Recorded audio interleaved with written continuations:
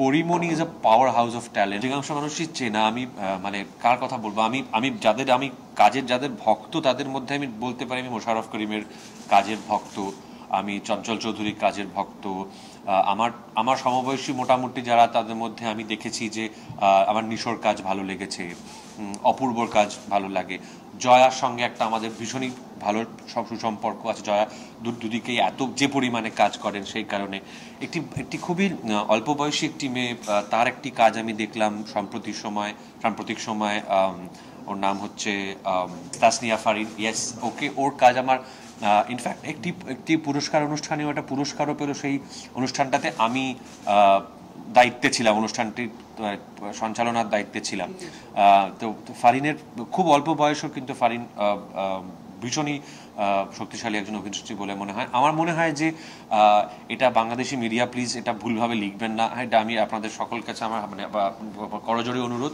এটা হচ্ছে আমার মনে হয় যে Pori Moni is a power house of talent. আমার মনে হয় ওনাকে যদি আরেকটু ভালো করে ব্যবহার করা যায় she will be fantastic I think. মানে আমি যেটুকু ওনার কাজ দেখেছি আমার মনে হচ্ছে she is absolutely fantastic. And আমি মুখিয়ে থাকবো ওনাকে মানে আরও মানে ওনার কাছ থেকে আরও ডিমান্ড করা হয় এমন কোনো ভূমিকায় ওনাকে দেখবার জন্য। একমাত্র ওয়ালটন এসি দিচ্ছে 1 বছরের রিপ্লেসমেন্ট গ্যারান্টি। দুরকম, আমি প্রথমে বলি যে প্রচুর মিল আছে। ফার্স্টলি অনেক অনেক অনেক অনেক মিল, আবার কিছু কিছু অমিলও আছে। যেরকম ধরুন মিলের জায়গাগুলো আমি বলছিলাম সবাই জানি কম বেশি। অমিলের জায়গাটা হচ্ছে, বা আমি যেহেতু পার্থক্যের কথা জিজ্ঞেস করলাম সেজন্য বলছি, পরিকাঠামোগত দিক থেকে হয়তো পশ্চিমবাংলার ইন্ডাস্ট্রি, ফিল্ম ইন্ডাস্ট্রি যেহেতু আরেকটু পুরনো বা হয়তো আরও অনেকদিন ধরে কাজ করছেন সেজন্য হয়তো আরেকটু আঁটো আরেকটু গোছানো। কিন্তু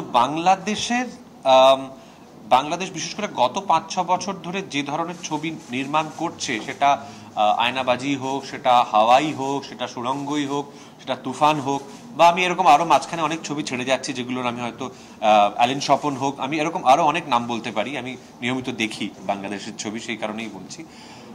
তাদের মৌলিক ভাবনার জায়গা থেকে সেই ছবির প্রবলভাবে তারিফ করতে হয়, মৌলিকত্বের জায়গা থেকে। এবং আরেকটা জিনিস বলবো, বাংলাদেশের দর্শকের একটা বড় ভূমিকা বাংলাদেশের দর্শক পালন করছেন গত 2-3 বছর। আমি বলবো যে তারা যেভাবে নতুন সময়ের বাংলাদেশে তৈরি হওয়া বাংলা বাণিজ্যিক ছবিকে যেভাবে মানে সমর্থন করছে, কল্পনাই করা যায় না যে হাওয়া যে পরিমাণ সাফল্য পেয়েছে, সুড়ঙ্গ যে পরিমাণ সাফল্য পেয়েছে, এই মুহূর্তে তুফান যে পরিমাণ সাফল্য পাচ্ছে, সেইটা কিন্তু আমি বলবো যে সেই সমর্থনটা বাংলাদেশের দর্শক ভীষণভাবে বাংলাদেশের বাণিজ্যিক ছবিকে দিচ্ছেন। এবং সেটার জন্য তাদের একটা তাদের মানে বাংলাদেশের নির্মাতাদের তাদের প্রতি কৃতজ্ঞ থাকা উচিত। এবং আমার তরফ থেকে বাংলাদেশের দর্শককে অভিনন্দন তার জন্য।